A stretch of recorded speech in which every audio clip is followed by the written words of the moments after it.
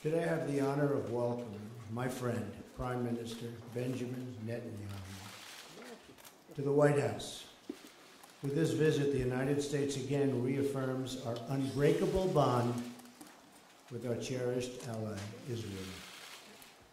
The partnership between our two countries, built on our shared values, has advanced the cause of human freedom, dignity, and peace.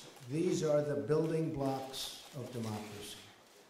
The State of Israel is a symbol to the world of resilience in the face of oppression. I think of no other state that's gone through what they've gone, and of survival in the face of genocide. We will never forget what the Jewish people have endured. Your perseverance in the face of hostility, your open democracy in the face of violence, and your success in the face of tall odds is truly inspirational. The security challenges faced by Israel are enormous, including the threat of Iran's nuclear ambitions, which I've talked a lot about. One of the worst deals I've ever seen is the Iran deal.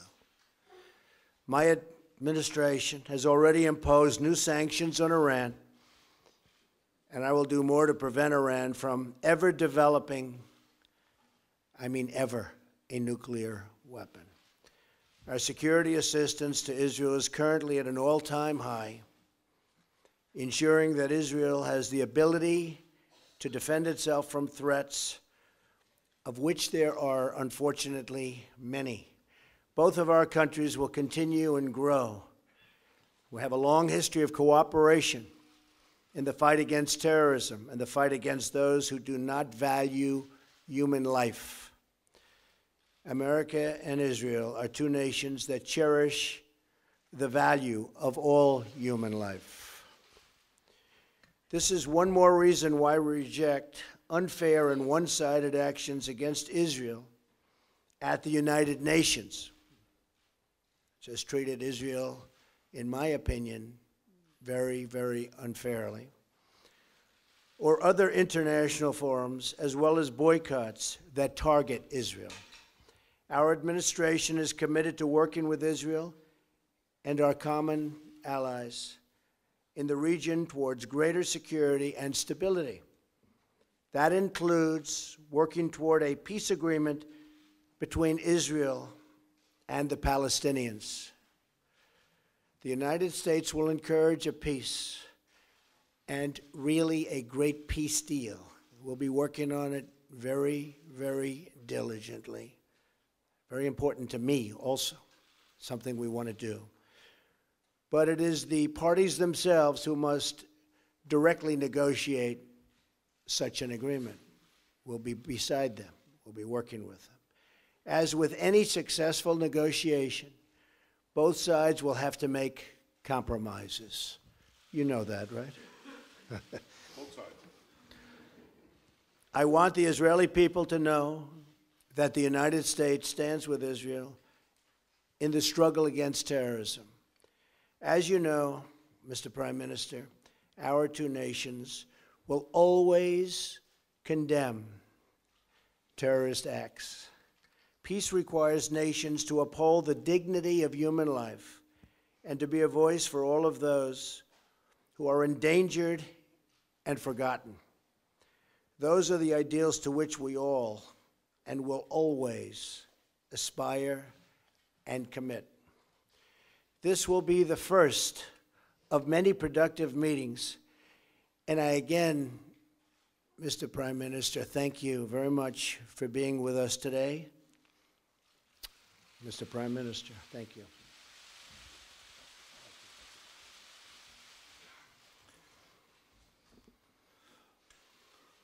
President Trump, thank you for the truly warm hospitality you and Melania have shown me, my wife Sarah, our entire delegation.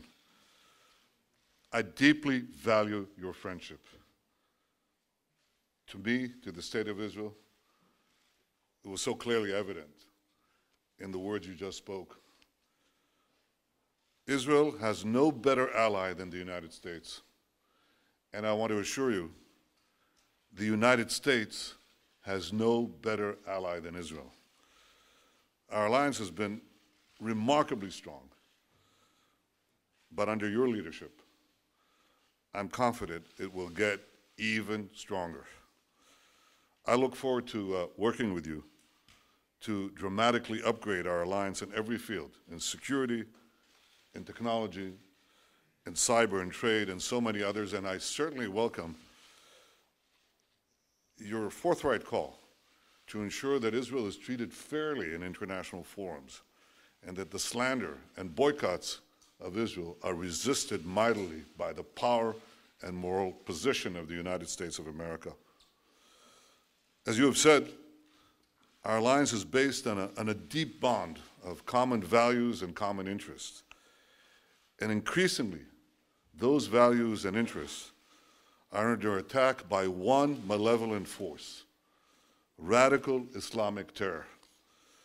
Mr. President, you've shown great clarity and courage in confronting this challenge head-on. You call for confronting Iran's terrorist regime, preventing Iran from realizing this terrible deal into a nuclear arsenal. And you have said that the United States is committed to preventing Iran from getting nuclear weapons. You call for the defeat of ISIS. Under your leadership, I believe we can reverse the rising tide of radical Islam. And in this great task, as in so many others, Israel stands with you, and I stand with you. Mr. President, in rolling back militant Islam, we can seize an historic opportunity. Because for the first time in my lifetime, and for the first time in the life of my country, Arab countries in the region do not see Israel as an enemy, but increasingly as an ally.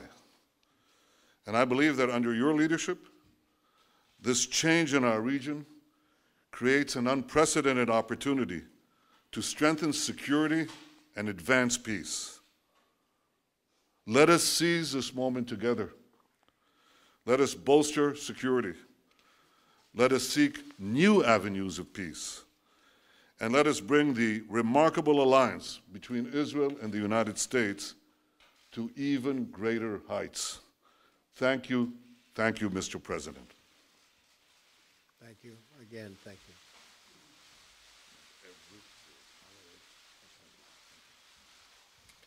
We'll take a couple of questions. David, Christian Broadcasting. David? Thank you, Mr. President, Mr. Prime Minister. Both of you have criticized the Iran nuclear deal and at times even called for its repeal. I'm wondering if you're concerned at all as it relates to not just the National Security Advisor, Michael Flynn, who is recently no longer here, but also some of those events that have been going on with communication in Russia, if that is going to hamper this deal at all and whether or not it would keep Iran from becoming a nuclear state. And secondly, on the settlement issue, are you both on the same page? How do you exactly term that as it relates to the settlement issue? Thank you. Michael Flynn, General Flynn, is a wonderful man. I think he's been treated very, very unfairly by the media, as I call it, the fake media in many cases. And I think it's really a sad thing that he was treated so badly. I think in addition to that, from intelligence, papers are being leaked, things are being leaked. It's criminal action, criminal act, and it's been going on for a long time, before me, but now it's really going on. And people are trying to cover up for a terrible loss that the Democrats had under Hillary Clinton. I think it's very, very unfair what's happened to General Flynn, the way he was treated, and the documents and papers that were illegally, I stress that, illegally leaked. Very, very unfair. As far as settlements, I'd like to see you hold back on settlements for a little bit. We'll work something out, but I would like to see a deal be made. I think a deal will be made. I know that every president would like to. Most of them have not started till late because they never thought it was possible. And it wasn't possible because they didn't do it. But Bibi and I have known each other a long time. a smart man, great negotiator, and I think we're going to make a deal. It might be a bigger and better deal than people in this room even understand. That's a possibility. So let's see what we do. Let's try it. Doesn't sound too optimistic, but that's he's a good negotiator. That's the art of the deal. I also want to thank Sarah. Could you please stand up? You're so lovely, and you've been so nice to Melania. I appreciate it very much.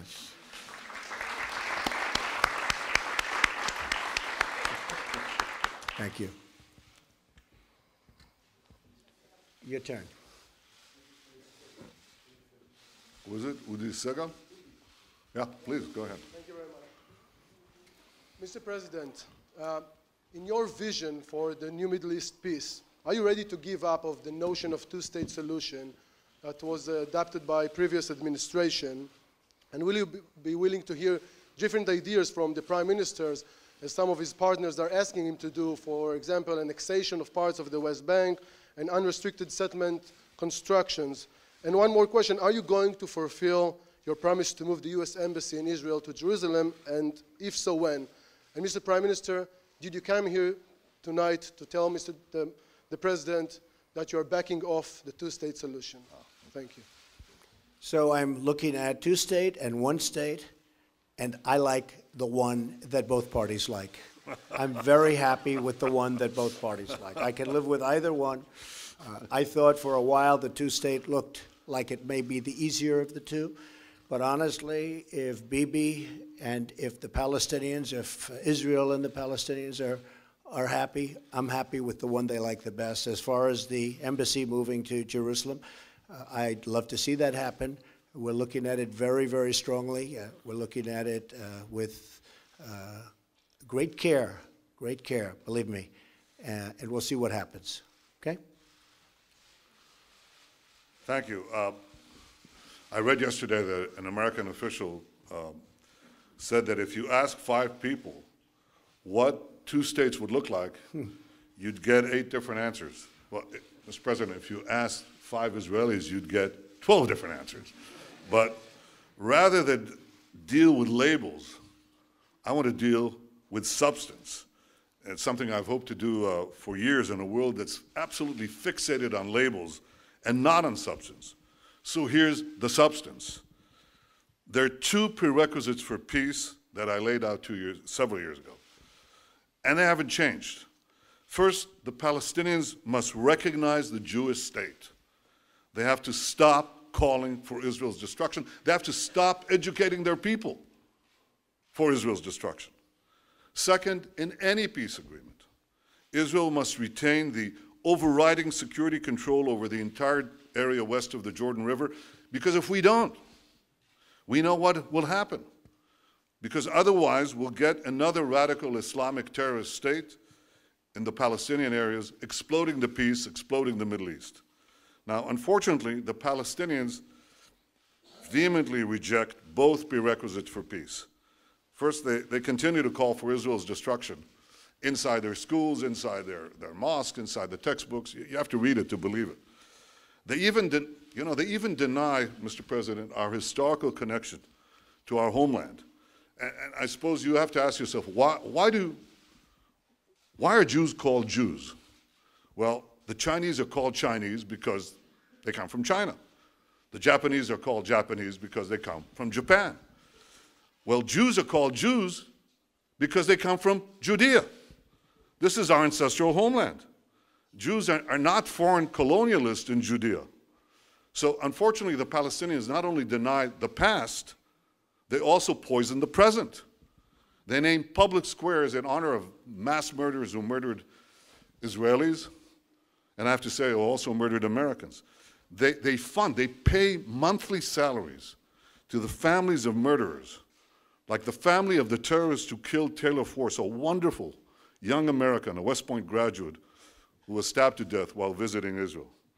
So this is the source of the conflict.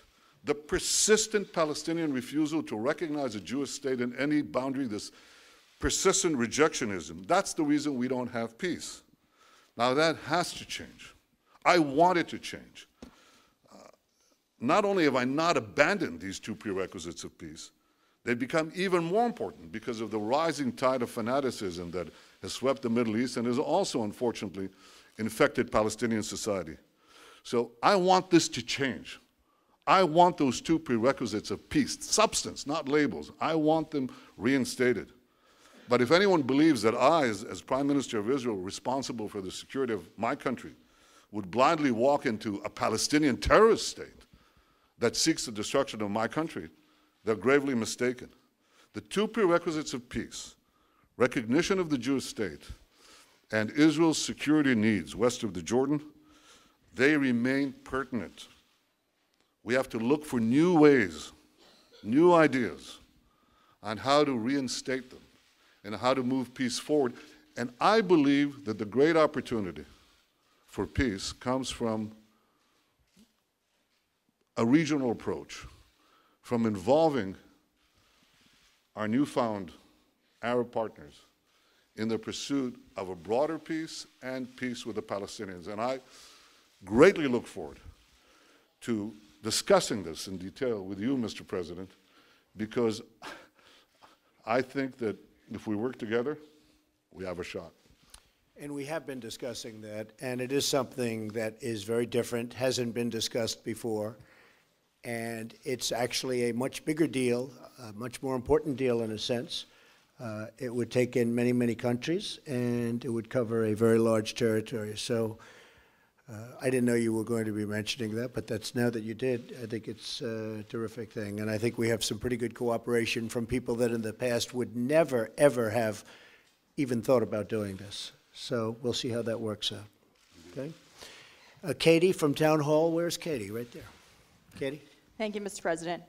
You said in your earlier remarks that both sides will have to make compromises when it comes to a peace deal. You mentioned a halt on settlements. Can you lay out a few more specific compromises that you have in mind, both for the Israelis and for the Palestinians? And Mr. Prime Minister, what expectations do you have from the new administration about how to either amend the Iran nuclear agreement or how to dismantle it altogether, and how to overall work with the new administration to combat Iran's increased aggression, not only in the last couple of months, but the past couple of years as well? It's actually an interesting question. I think that the Israelis are going to have to show some flexibility, which is hard. It's hard to do. They're going to have to show the fact that they really want to make a deal. I think our new concept that we've been discussing actually for a while is something that allows them to show more flexibility than they have in the past, because you have a lot bigger canvas to play with. And I think they'll do that. I think they very much would like to make a deal, or I wouldn't be happy, and I wouldn't be here, and I wouldn't be as optimistic as I am. I really think I can tell you from the standpoint of Bibi and from the standpoint of Israel, I really believe they want to make a deal, and they'd like to see the big deal. I think the Palestinians have to get rid of some of that hate that they're taught from a very young age. They're taught tremendous hate. I've seen what they're taught. And you can talk about flexibility there too, but it starts at a very young age, and it starts in the schoolroom. And they have to acknowledge Israel. They're going to have to do that. There's no way a deal can be made if they're not ready to acknowledge a very, very great and important country. And I think they're going to be willing to do that also. But now I also believe we're going to have, Katie, other players at a very high level, and I think it might make it easier on both the Palestinians and Israel to get something done. Okay? Thank you. Very interesting question. Thank you. You asked about Iran. One thing is preventing Iran from getting nuclear weapons, something that President Trump and I think, are deeply committed to do, and we are obviously going to discuss that. I think beyond that, President Trump has led a very important effort in the past few weeks, just coming into the presidency. He pointed out there are violations, Iranian violations on ballistic missile tests. By the way, these ballistic missiles are inscribed in Hebrew. Israel must be destroyed. The Iranian Foreign Minister Zarif said, well, our ballistic missiles are not intended against any country. No. They write on the missile in Hebrew, Israel must be destroyed. So challenging Iran on its violations of ballistic missiles, imposing sanctions on Hezbollah, preventing them, making them pay for the terrorism that they foment throughout the Middle East and beyond, well beyond. I think that's a change that is clearly evident since President Trump took office. I welcome that. I think it's, let me say this very openly, I think it's long overdue. And I think that if we work together, and not just the United States and Israel, but so many others in the region who see eye to eye on the great magnitude and danger of the Iranian threat, then I think we can roll back Iran's aggression and danger. And that's something that is important for Israel, the Arab states, but I think it's vitally important for America. These guys are developing ICBMs. They're developing, they want to get to a nuclear arsenal, not a bomb, 100 bombs. And they want to have the ability to launch them everywhere on Earth, and including, and especially, eventually, the United States. So this is something that is important for all of us. I welcome the change, and I intend to work with President Trump very closely so that we can thwart this danger. Great. You have somebody? Boav? After your victory, we've seen a sharp rise in anti-Semitic incident across the United States. And I wonder, what do you say to those among the Jewish community in the States and in Israel and maybe around the world who believe and feel that your administration is playing with xenophobia and maybe racist tones? And Mr. Prime Minister, do you agree to what the President just said about the need for Israel to restrain and to stop settlement activity in the West Bank? And a quick follow-up on my friend's questions. Simple question. Do you back off from your vision to the end of the conflict of two-state solution as you lay out in Bar Ilan speech, or you still support it? Thank you. Well, I just want to say that we are, very honored by the victory that we had, 306 electoral college votes. We were not supposed to crack 220. You know that, right? There was no way to 221, but then they said there's no way to 270. And there's tremendous enthusiasm out there. I will say that we are going to have peace in this country. We are going to stop crime in this country. We are going to do everything within our power to stop long simmering racism and every other thing that's going on, because a lot of bad things have been taking place over a long period of time. I think one of the reasons I won the election is we have a very, very divided nation, very divided. And hopefully I'll be able to do something about that. And it was something that was very important to me. As far as people, Jewish people, so many friends, a daughter who happens to be here right now, a son-in-law, and 3 beautiful grandchildren.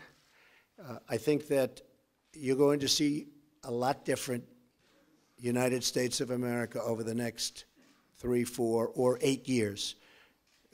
I think a lot of good things are happening, and you're going to see a lot of love. You're going to see a lot of love. Okay? Thank you. I believe that the issue of the settlements is not the core of the conflict, nor does it really drive the conflict. I think it's an issue. It has to be resolved in the context of peace negotiations. And I think we also are going to speak about it, President Trump and I, so we can arrive at an understanding, so we don't keep on bumping into each other all the time on this issue, and we're going to discuss this. On the question you said, you just came back with your question to the problem that I said. It's the label. What does Abu Mazen mean by 2 states, okay? What does he mean? A state that doesn't recognize the Jewish state, a state that basically is open for attack against Israel? What are we talking about? Are we talking about Costa Rica, or are we talking about another Iran? So obviously it means different things. I told you what are the conditions that I believe are necessary for an agreement. It's the recognition of the Jewish state, and it's Israel's security control of the entire area. Otherwise, we're just fantasizing. Otherwise, we'll get another failed state, another terrorist Islamist dictatorship that will not work for peace, but work to destroy us, but also destroy any hope for a peaceful future for our people. So I've been very clear about those conditions, and they haven't changed. I haven't changed. If you read what I said 8 years ago, it's exactly that. And I repeated that again and again and again. If you want to deal with labels, deal with labels. I'll deal with substance. And finally, if I can respond to something that I know from personal experience. I've known President Trump for many years. And to allude to him, or to his people, his team, some of whom I've known for many years too. Can I reveal, Jared, how long we've known you? Well, he was never small. He was always big. He was always tall. But I've known the president, and I've known his family and his team for a long time. And there is no greater supporter of the Jewish people and the Jewish state than President Donald Trump. I think we should put that to rest. Thank you very much. Very nice. I appreciate that very much.